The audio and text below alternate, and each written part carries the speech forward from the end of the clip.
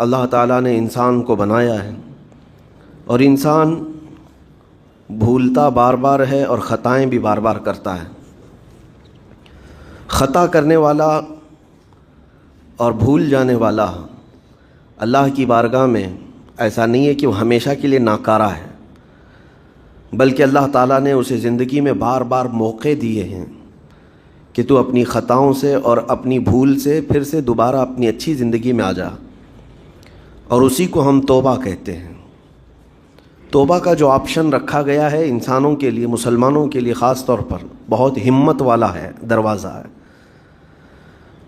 بہت ہمت والا دروازہ ہے۔ اور اسی وجہ سے حدیث پاک میں یہ ہے کہ گناہ کرتا ہے بندہ، پھر توبہ کرتا ہے، پھر گناہ کرتا ہے، پھر توبہ کرتا ہے، یہ کرتا رہتا ہے۔ فرشتے اللہ کی بارگاہ میں عرض کرتے ہیں کہ مولا یہ تو بار بار وہی کرتا ہے، پھر توبہ کرتا ہے۔ اگر ہمارے ساتھ کوئی غلطی ایک بار دو بار کر دے، تیسری بار تو ہم اسے چھوڑیں گے بھی نہیں۔ انسانوں کی طبیعت تو یہی ہے، لیکن بندہ جب بار بار ایک خطا کرتا ہے اور پھر توبہ کرتا ہے، پھر خطا پھر توبہ، تو فرشتے جب اللہ کی بارگاہ میں یہ عرض کرتے ہیں کہ یہ مولا یہ ہر بار یہی کرتا ہے، تو جانتے ہیں پروردگار عالم کیا فرماتا ہے؟ ارشاد فرماتا ہے، اے میرے فرشتوں، میرا بندہ مجھے رحمان سمجھتا ہے اس لیے بار بار توبہ کرتا ہے، مجھے وہ ارحم الراحمین سمجھتا ہے، ورنہ کون بار بار اللہ تبارک و تعالیٰ کی بارگاہ میں دروازہ کھٹکھٹاتا۔ تو رب تبارک و تعالیٰ ارحم الراحمین ہے، یہ تصور ہر مسلمان کے ذہن میں ہے، اس کی وجہ سے وہ کبھی مایوس نہیں ہوتا۔ اور شیطان کا سب سے بڑا حربہ کیا ہے جانتے ہیں آپ؟ سب سے بڑا بہکانے کا اور گمراہ کرنے کا اور ہمیشہ گناہوں میں ملوث رکھنے کا سب سے بڑا آلہ کہ بندے کو سب سے پہلے نا امید کرتا ہے، اب تیرا کیا ہوگا، تو بہت برباد ہو چکا ہے۔ یہ جو خیال شیطان ڈالتا ہے دل میں، اس کے بعد پھر وہ بندہ جری ہو جاتا ہے، اب میرے توبہ سے بھی کچھ ہونے والا نہیں ہے، جو جس طرح زندگی چل رہی چلنے دو، ارے 50 سال ہو گئے اب تک میں یہی کرتا رہا، اب کیا سدھروں۔ یہ جو خیالات ہے یہ شیطان ڈالتا ہے تاکہ اس کی کفر پر موت ہو جائے، تاکہ وہ ہمیشہ گناہوں کی موت مرے۔ نا امیدی جو ڈالتا ہے شیطان، اب میرے ساتھ کچھ ہونا نہیں ہے۔ نہیں میرے عزیزو، رحمت عالم صلی اللہ تعالیٰ علیہ وسلم کی بارگاہ میں کیسے کیسے لوگ آئے اور ارحم الراحمین نے ان کی توبہ قبول کی۔ آپ کو ایک بات میں بتاؤں، سیدنا عمر ابن خطاب رضی اللہ تعالیٰ عنہ کا دور ہے۔ مثنوی شریف میں مولانا روم فرماتے ہیں، جنت البقیع آپ نے سنا ہوگا، قبرستان مدینے کا، مدینے کے قبرستان میں رات کے وقت ایک بوڑھا آدمی 80 سال کا جو بانسری بجاتا تھا اور اسی سے پیسہ کماتا تھا، اس کی بانسری میں بڑی اچھی لے تھی، بڑی سر اچھی تھی، لوگ سنتے تھے اور پیسے دیتے تھے، لیکن بڑھاپے میں جب سانس پھولنے لگ جاتی ہے، ہانپنے لگ جاتا ہے، سانس نہیں ٹھہرتی، تو بانسری کیسے بجتی؟ اس کی لے ٹوٹ جاتی، لہجے بدل جاتے۔ بوڑھا آدمی، اب اس کی بانسری سننے کو کوئی آتا نہیں تھا اور پیسے ملتے نہیں تھے، تھک ہار کر کے وہ آیا، رات کا وقت تھا، جنت البقیع قبرستان میں، 80 سال کی عمر کا ہو گیا ہے، اس نے بانسری توڑ دی، کہا زندگی بھر جس چیز سے میں کماتا تھا اب میری سانسوں نے جواب دے دیا، جسم پھولنے لگا ہے، سانس زیادہ آنے لگ گئی ہے، اب میرا کھانا پینا کیسا چلے گا؟ خیر ارحم الراحمین ہوں تو تیرا ہی بندہ، میرے اہل و عیال نہیں، میرے رشتہ دار نہیں، مجھے اگر تو بھوکا مارنا ہے تو اسی قبرستان میں مار دے، یا اگر میری زندگی باقی ہے تو میرے رزق کا انتظام کر دے۔ وہ رو رہا تھا 80 سال کی عمر میں۔ جب بندہ لاچار و مجبور ہوتا ہے تو پروردگار کو ہی یاد کرتا ہے۔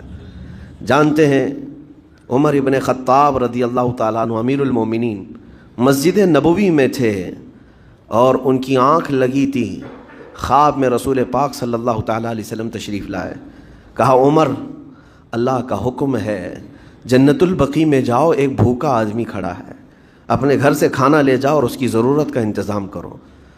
نیند کھلی تو آپ نے دیکھا اللہ کے حبیب صلی اللہ علیہ وسلم کی طرف سے حکم آیا اور رب ذوالجلال کا حکم ہے، گھر سے عمدہ کھانا لیا، توشادان لے کر کے، کچھ مال و متاع بھی لے کر قبرستان میں گئے، ڈھونڈا کون ہے یہاں پر، تو دیکھا کہ ایک ہانپتا کانپتا ہوا 80 سال کا بوڑھا روتا ہوا نظر آیا۔ امیر المومنین اپنے ہاتھ میں توشادان لے کر اس کے قریب گئے، کہا تو بھوکا ہے؟ کہا ہاں بھوکا ہوں۔ بیٹھ چل میں تجھے کھلاتا ہوں. دسترخوان بچھا کر اسے اپنے ہاتھوں سے کھلایا اور اسے اپنی ضرورت کے مطابق جو ضروریات تھیں اس کی ضرورت کے مطابق وہ ساری چیزیں دی.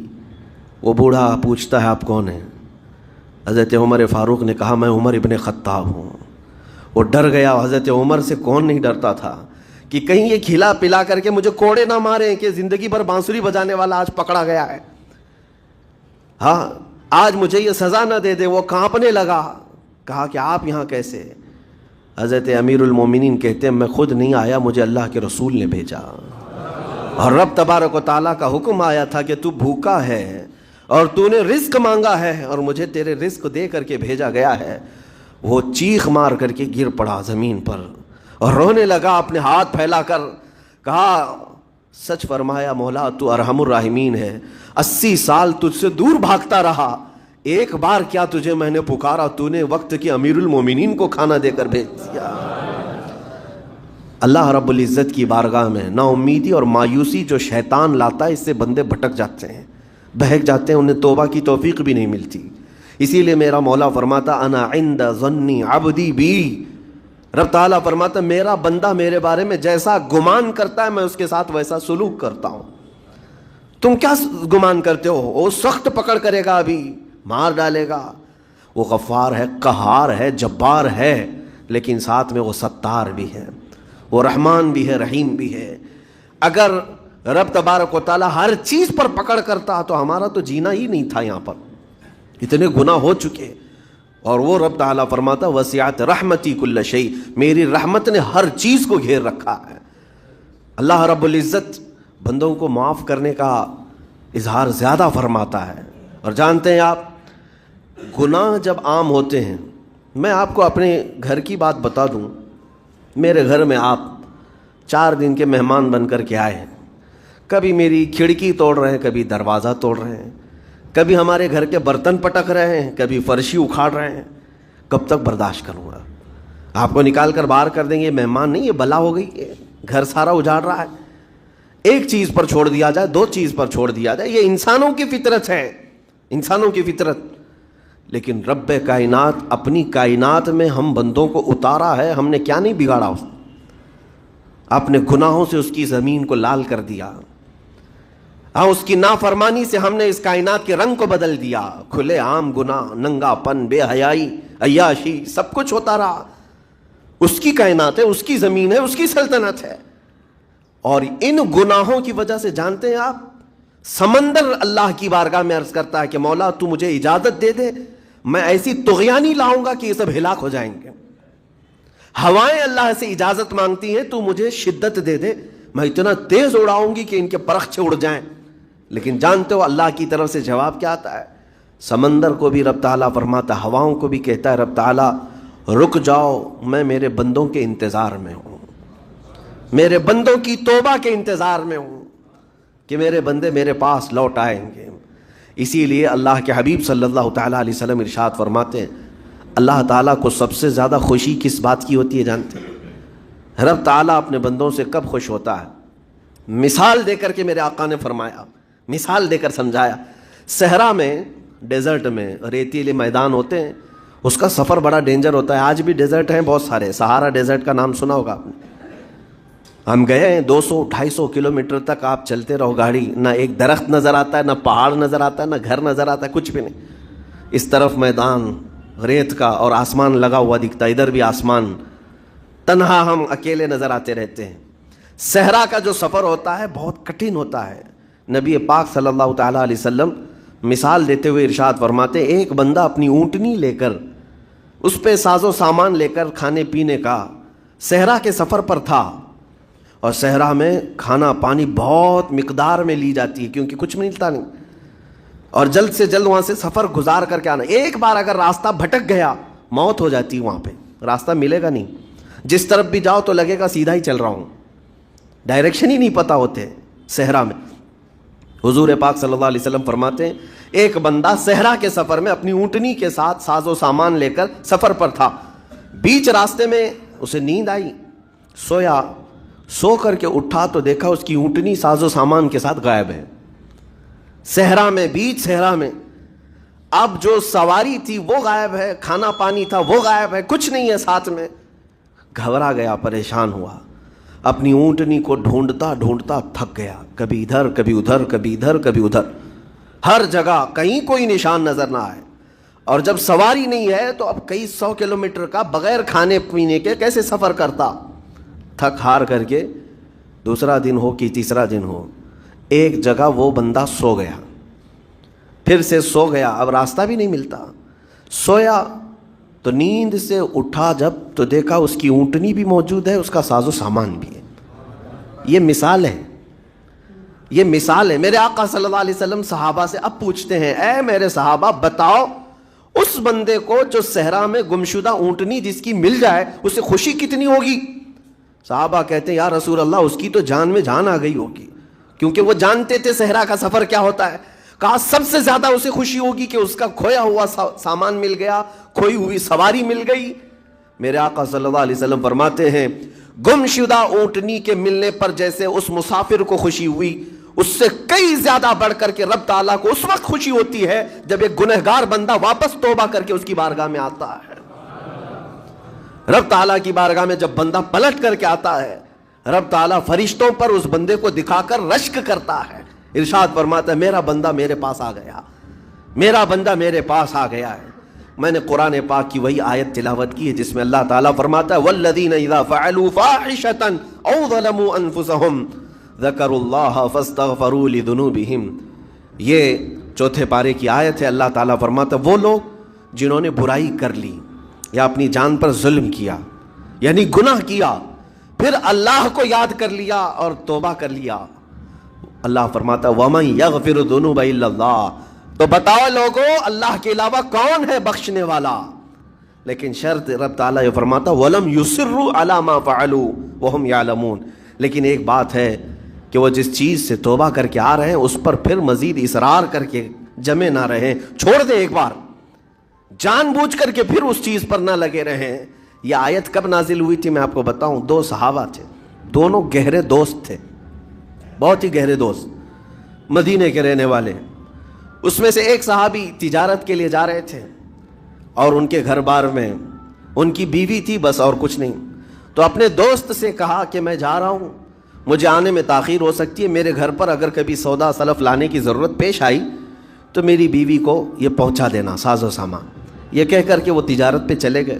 جو دوست صحابی تھے، دیکھیں صحابہ کے بہت سارے کام امت کے لیے درس ہیں، قیامت تک آنے والے مسلمانوں کے لیے وہ مشعل راہ ہیں۔ تو وہ جو دوست صحابی تھے سودا سلف لے کر کے گھر جایا کرتے تھے اپنے دوست کی بیوی کو پہنچانے کے لیے۔ ایک دن ایسا ہوا کہ شیطان نے ورغلایا اور سودا سلف سامان لے کر گھر گئے۔ ان کی خاتون باہر آئی دوست کی، انہوں نے اس خاتون کا صرف ہاتھ پکڑ لیا، ہاتھ پکڑ لیا، اور وہ عورت چونکہ مدینے کی رہنے والی صحابیہ ہیں، اپنا ہاتھ تو چھڑا لیا لیکن وہ چیخ مار کر رونے لگی کہ جس پر میرے شوہر نے سب سے زیادہ اعتماد کیا، تم تو جگری دوست بھائی کی طرح تھے، ہاتھ کیسے بڑھا دیا؟ تو اس صحابی کو فوراً احساس ہو گیا کہ میں بہت بڑی خطا کر گیا، میرے بھائی اور میرے دوست کی امانت میں نے خیانت کر دیا، اس نے مجھ پر بھروسہ کیا تھا اور اس کی بیوی کا میں نے ہاتھ پکڑ لیا، بس اتنی سی بات تھی۔ وہ خاتون بھی رونے لگ گئی کہ میرے ساتھ کیا ہوا، یہ صحابی بھی رونے لگ گئے، احساس فوراً ہو گیا کہ میں نے غلط کیا ہے، سودا سلف لانے کے وقت مجھ سے غلطی ہو گئی، خطا ہو گئی۔ اب اس خطا کی وجہ سے وہ کرتے کیا، ان کو تو ڈر یہ تھا کہ میں اپنے دوست کو منہ دکھانے کے بھی قابل نہیں، اور نہ ہی میں یہ چیز کسی کے سامنے ذکر کر سکتا ہوں، کیا کروں؟ تو مدینہ چھوڑ کر کے چلے گئے پہاڑیوں میں، اور بغیر کھانا پانی سب کچھ بھی نہیں تھا، پہاڑیوں کے بیچوں بیچ رہنے لگے، اور صرف روتے تھے اور گر جاتے تھے، اور کمزوری آ گئی جسم میں، اٹھنے پھرنے کی بھی طاقت نہیں تھی۔ اب وہ دوست ان کے صحابی تجارت سے واپس آئے، گھر میں آتے ہی ان کی خاتون نے بتا دیا کیا معاملہ پیش آیا۔ وہ بہت جلال میں آئے اور کہا کہ میرا دل ٹوٹ گیا، آج میری کمر ٹوٹ گئی، جس کے ساتھ ہم نے پوری زندگی بتائی آج اس نے میری عورت کے ساتھ ایسا کیسے کیا؟ بہرحال انسان ہے، خطا ہوتی ہے، انسان ہے، بھولنا اور خطا کرنا اس کی عادت ہے. اب ان کو دل میں تو بہت تکلیف ہوئی، کروں کیا، لیکن وہ صحابی تھے، انہوں نے کہا یہ معاملہ سیدھے حضور پاک کی بارگاہ میں رکھتا ہوں. کہا کہ میں سزا دوں گا یا پھر جو ہے ان کے لیے جو قرار واقعی چیز ہوگی وہ دلا کر رہوں گا. بارگاہ مصطفیٰ صلی اللہ تعالیٰ علیہ وسلم میں تشریف لائے. عرض کیا کہ آقا ایسا ایسا ہو گیا، میرے معتمد ساتھی نے میرے گھر میں ایسا معاملہ کر دیا. نبی پاک صلی اللہ تعالیٰ علیہ وسلم غمگین ہو گئے کہ ان دونوں کے درمیان ایسا کیسے ہو گیا.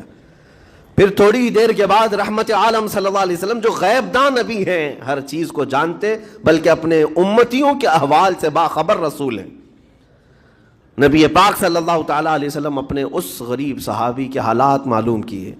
پتہ چلا کہ وہ تو گھر بھی چھوڑ دیا، مدینے بھی چھوڑ دیا، پہاڑیوں میں جا کر کے پناہ لے کر کے اکیلا تنہا رہ رہا ہے. اللہ کے نبی صلی اللہ تعالیٰ علیہ وسلم اپنے اس غریب امتی صحابی کے حالات معلوم کرنے کے بعد اللہ کریم کی بارگاہ میں عرض کرتے ہیں کہ مولا تو فیصلہ سنا دے. اللہ تعالیٰ نے آیت نازل فرمائی، جو آیت میں نے آج آپ کے سامنے تلاوت کیا.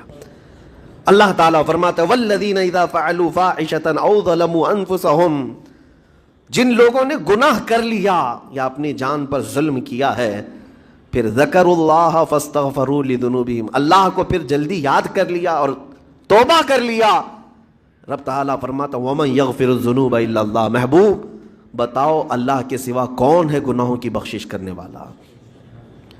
اللہ تعالیٰ ان کے گناہوں کو معاف کر دیتا ہے جو فوراً اپنے گناہ کے بعد یاد کر لیتے ہیں کہ مجھ سے خطا ہوئی ہے. رسول کریم صلی اللہ تعالیٰ علیہ وسلم نے اس صحابی کو بتایا تیرے بھائی سے بھول ہوئی، خطا ہوئی، لیکن رحمان نے اس کی بخشش کا مژدہ قرآن میں سنا دیا کہ وہ باز آ گیا اور توبہ کر رہا ہے. لہٰذا تیرے لیے بھی یہ زیب نہیں دیتا کہ تو اب کوئی انتقام لے، تو اپنے دل سے معاف کر.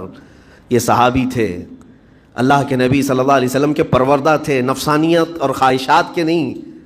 یہ فوراً گئے اور اپنے اس جگری دوست کو، اپنے اس بھائی کو ڈھونڈتے ہوئے پہاڑیوں کے بیچوں بیچ جا کر کے دیکھا.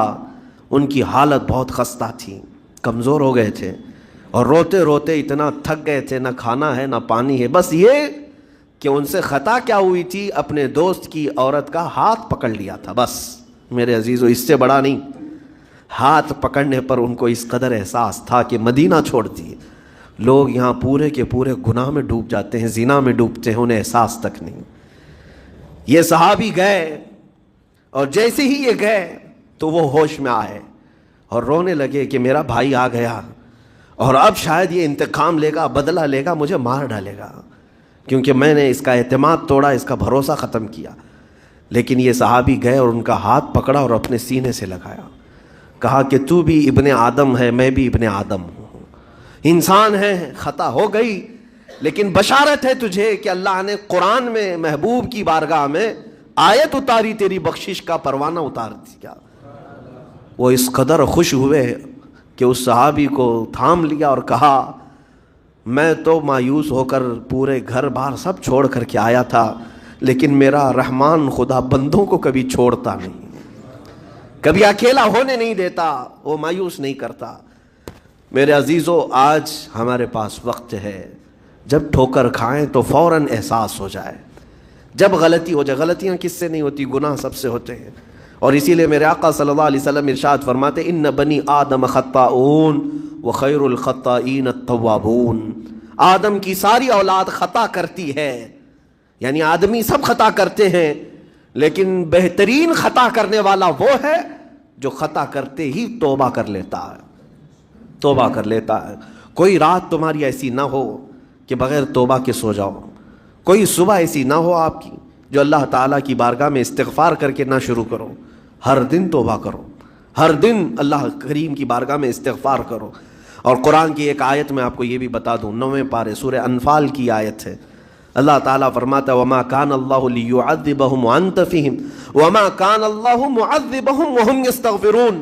اللہ فرماتا ہے اس امت پر اللہ عذاب ویسا نازل نہیں کرے گا جیسے پہلی امتوں پر آتا تھا. اس کی وجہ یہ ہے، پہلی وجہ یہ ہے کہ ان کے بیچ میں میرا محبوب آرام کر رہا ہے، رسول پاک صلی اللہ علیہ وسلم. دوسری ایک وجہ رب تعالیٰ فرماتا ہے وَمَا كَانَ اللَّهُ مُعَذِّبَهُمْ وَهُمْ يَسْتَغْفِرُونَ. جب تک لوگ اللہ کی بارگاہ میں استغفار کرتے رہیں گے، استغفر اللہ ربی من کل ذنب واتوب الیہ، جب تک استغفار کرتے رہیں گے، اللہ فرماتا اس قوم پر اللہ عذاب نہیں نازل کرتا۔